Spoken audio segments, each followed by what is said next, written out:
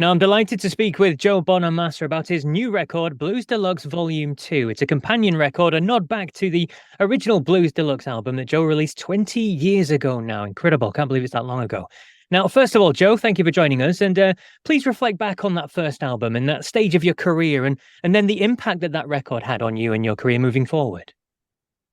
Well, we made this record and there was no guarantees there'd be a second record.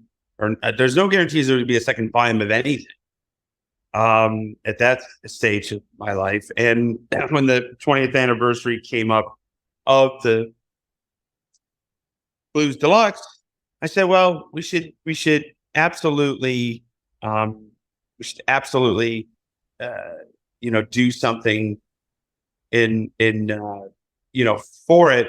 But there was no extra tracks. There was no nothing from the first album. So I asked Josh Smith to produce the Volume 2, and he did wonderfully. And it was asking two questions. I'm like, am I a better artist than I was 20 years ago? And am I a better singer? And basically asking me, like, do I still have it? And do I still have the passion for it?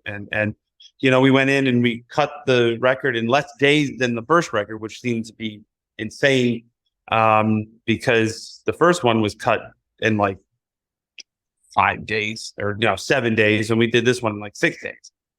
But it was not because we had lack of time nor budget. It was just because that's all it took. And we cut 8 songs in 2 days. I'd sing them and play the guitar on the floor, and that was it. I mean, like literally, the solos were mostly live, and then I would sing.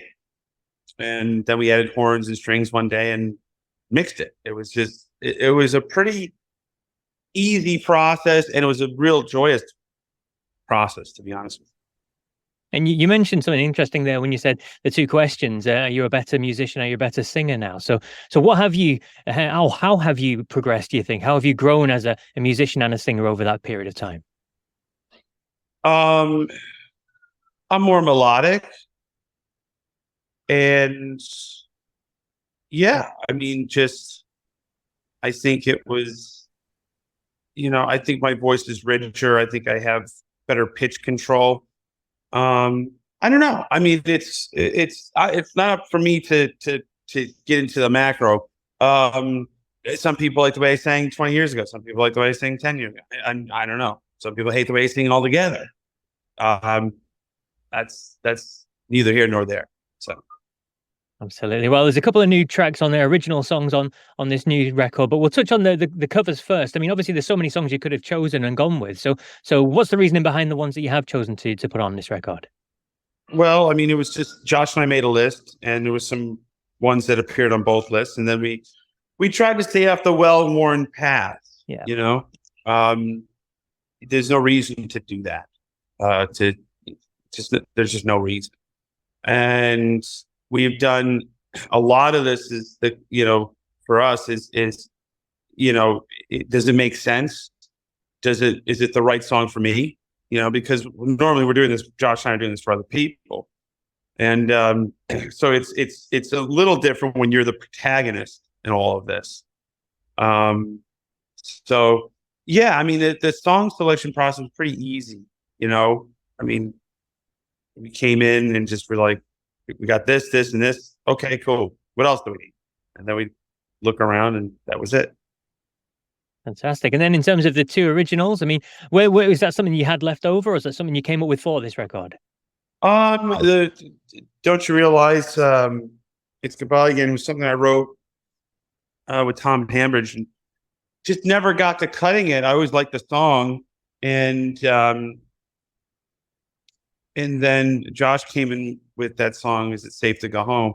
And that was the big Gary Moore moment for us. And yeah, it was pretty much, yeah, it was pretty much, that was it. Everything came together very organically, very, very organic. And there was no like, yeah, it really didn't fight us at all. We just kind of played it down.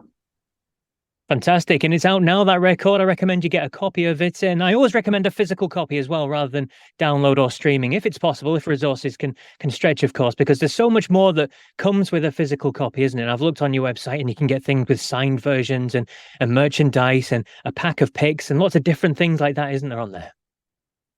At some point, with records, artists are going to have to pay people to take them. Literally, Yeah. I got this box of records in my garage. I will pay you to haul them off.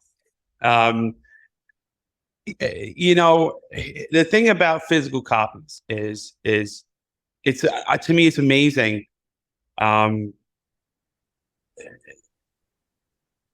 It's amazing that people still buy them, because most cars made in the last 5 years don't even have a CD player. So unless you're a vinyl collector, you know, most of the time you're consuming the music linked through your phone, which is streaming, which is fair enough. You know, when Napster came out and the early origins of Pandora and Spotify, I said it's over, because if you owned a pub that gave away free beer or had a $10 a month subscription, all the beer you can drink every day for the first 29 days of the month, excluding February. Okay. But on the 30th day or the 31st day, you have to pay full price. How many customers do you think are going to show up on the 31st day? No. You've given it away at fractional pennies to the artist and a $10 or £10 subscription. So it's astounding to me that anybody buys physical records anymore. A, because the actual medium or the media is becoming obsolete. There's no way to, where would I put? I'm sitting in front of a computer and an iPhone in a house of guitars. I don't have a CD player. So I stream. It's just easier. And so, you know, the record business is a difficult one to navigate, because a lot of people who have been in the record business a long time, like me, go, what record business? But with that said, Blues Deluxe has been out for a couple of weeks and it's been well received. Excellent stuff indeed. And you've always been described as the world's busiest bluesman, and you're starting back on a tour of another big tour of North America, which runs till early December. Then you're back out on the road again in early spring. I think it's February, March, another 19, 20 dates across America as well. But you're coming to these shores, you're coming to Europe, you're playing the famous Royal Albert Hall, then you're heading to Belgium and Germany and France and Netherlands and Austria and Poland and all these places. I mean, do you enjoy playing in Europe over here? And how do the crowds differ to the American audiences? It's different. I mean, it's different every country. Depending if they're seated or standing. Yeah. Standing audiences tend to be a lot rowdier. But we have a long form show. So our show is like 2 hours and 10 or 2 hours and 15 minutes. So it's not really conducive to standing, you know? And I think our audience likes to sit. So it's just different. You know, there's some audiences that are just, I mean, like America, they tend to want to be part of the gig. Like they like to hear themselves shout weird, random things in theaters during the quiet parts of the show. Europeans and the English are a little more polite, and it just depends market by market. You know, I mean, London's different than Zurich. And then Zurich's different than you know, Brussels. So it's we've been there so many times that we know what to expect. Yeah.